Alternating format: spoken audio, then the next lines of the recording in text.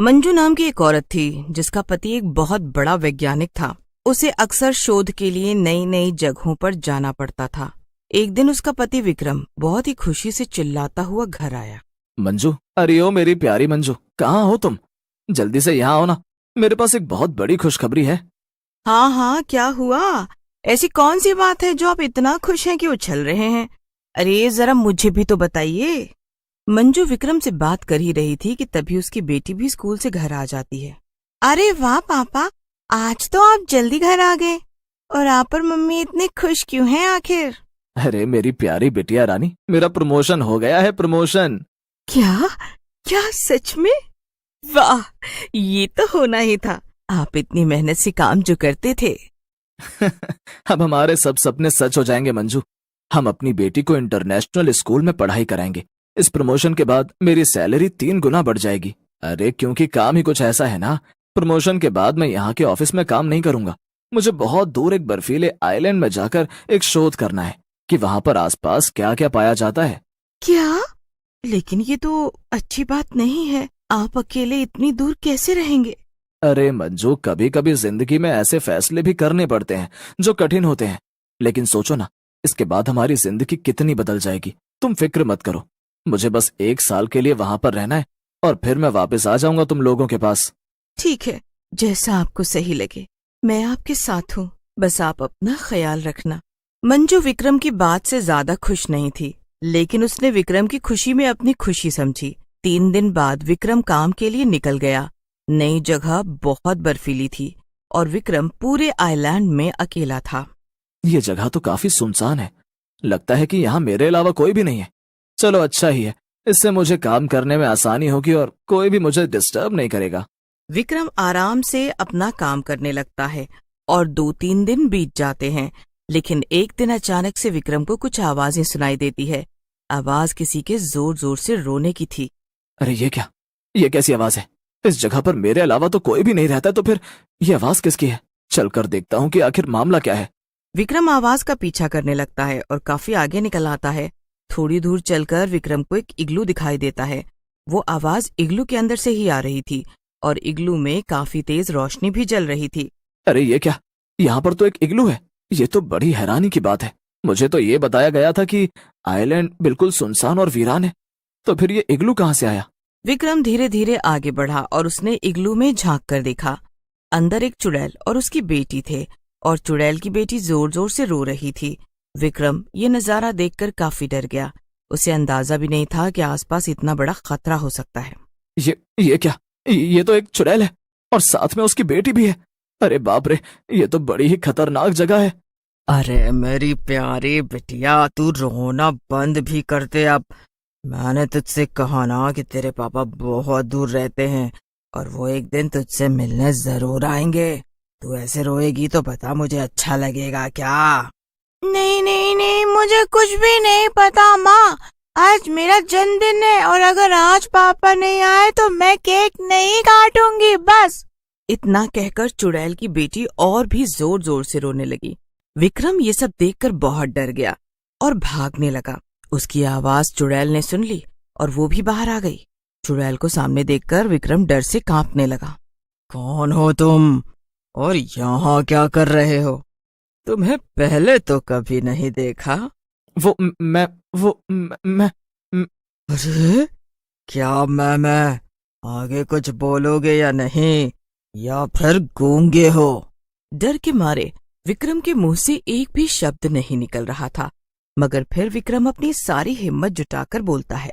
मैं एक वैज्ञानिक हूँ और यहाँ पर शोध करने आया था। मुझे बताया गया था कि ये जगह एकदम सुनसान है और यहाँ पर कोई नहीं रहता है। मुझे बिल्कुल भी अंदाजा नहीं था कि यहाँ पर तुम और तुम्हारी ये बेटी रहते हैं। ओह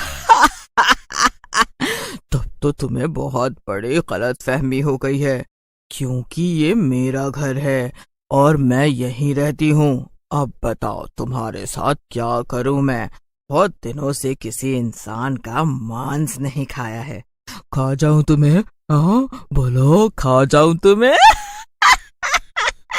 चुड़ैल की बात सुनकर विक्रम बहुत ज्यादा डर जाता है और उससे अपनी जान बचाने के लिए मिन्नतें। अच्छा ठीक है, मैं तुम्हें नहीं मारूंगी, अब ये रोना गिड़गिड़ाना बंद करो।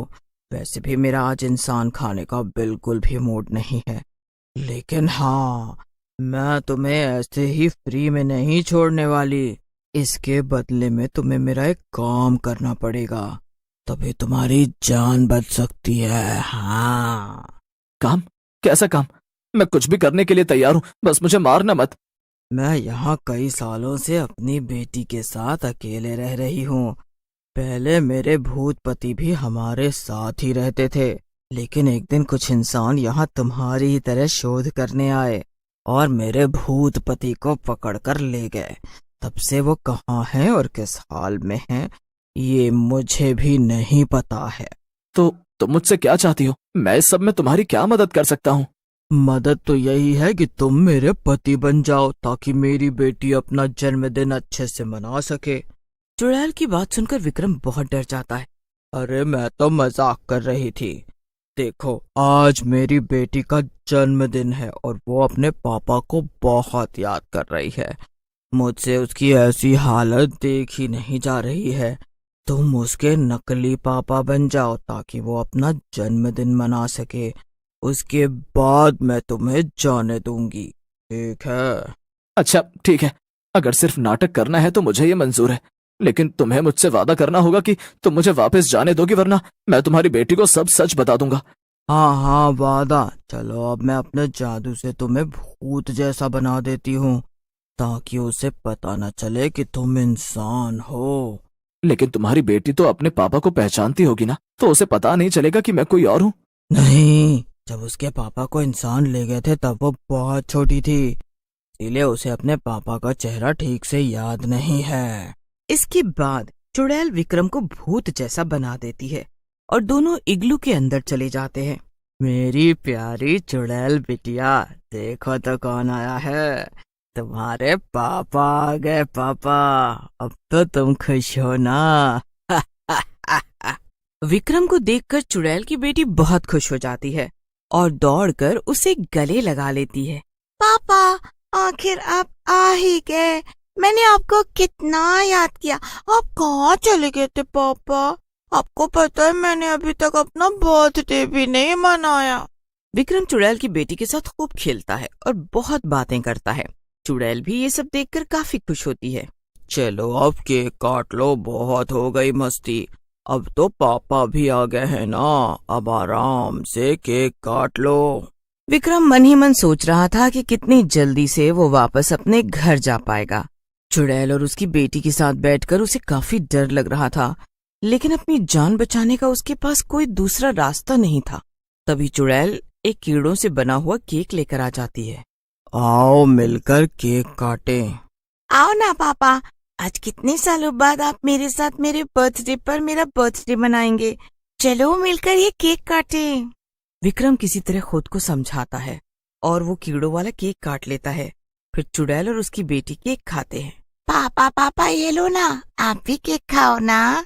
नहीं बेटा, आज पापा केक नहीं खाएंगे। उनका पेट भरा हुआ है ना, तुम केक रख दो, वो थोड़ी देर बाद खा लेंगे।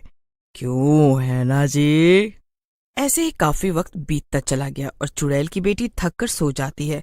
उसके सोते ही विक्रम चुड़ैल से कहता है, अब तुम्हारी बेटी सो गई है, यही मौका है, अब मैं चुपचाप चला जाता हूँ, वरना वो मुझे जाने नहीं देगी।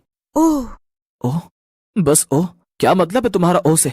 देखो, मैंने अपना वादा पूरा किया, तुम्हारी बेटी अब कितनी खुश है और उसने अपना जन्मदिन भी अच्छे से मना लिया है। अब मुझे वापस अपने घर जाने दो। घर पर मेरी बीवी और बेटी मेरा इंतजार कर रहे होंगे। वादा? कैसा वादा? अरे भला भूत चुड़ैल भी कभी कोई वादा निभाते हैं क्या? चुड़ैल की बात सुनकर विक्रम रुआसा हो जाता है। घबराओ मत, मैं तो मजाक कर रही थी। तुमने मेरी बेटी को खुश करके मेरी बड़ी मदद की है। मैं तुम्हारा ये एहसान कभी नहीं भूलूंगी। मैं तुम्हें यहाँ से जाने दूंगी। जाओ, अपने घर चले जाओ, लेकिन याद रखना, यहाँ कभी लौट कर मत आना। ये मेरा घर है। मैं अपनी बेटी के साथ यहाँ सुकून से रहना चाहती हूँ। इसके बाद चुड़ैल विक्रम को फिर से इंसान बना देती है और विक्रम वापस अपने घर चला जाता है। घर जाकर उसने सारी कहानी अपनी पत्नी को बताई। इसके बाद चुड़ैल और बेटी अपने भूतिया बर्फीले इग्लू में खुशी खुशी रहने लगे और विक्रम अपने घर में खुशी से रहने लगा।